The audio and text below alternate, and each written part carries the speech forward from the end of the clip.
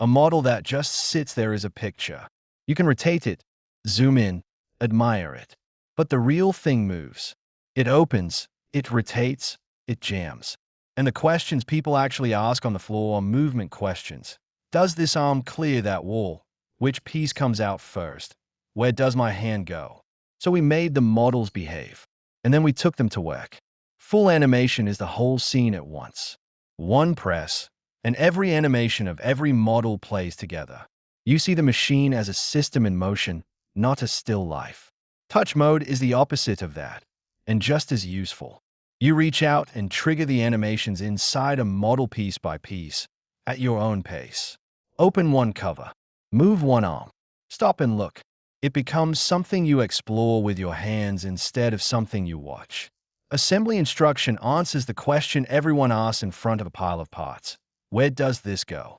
It shows how the pieces in the scene are meant to be positioned, in place, at full scale. No exploded diagram to interpret. The part shows you its own destination. Room scan brings the real world in. It scans an actual room and gives you its 3D geometry, so the model is no longer floating in a void.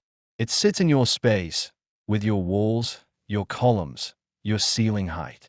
You find out it does not fit before it arrives. QR code reader turns any object into a trigger. It reads the code and performs a targeted action based on what it finds. The right model, the right procedure, the right instruction from the label already stuck on the crate. And pick is where all of this earns its keep. It activates the FILO function for warehouse picking management. The next item, the right sequence, in front of your eyes, with your hands free.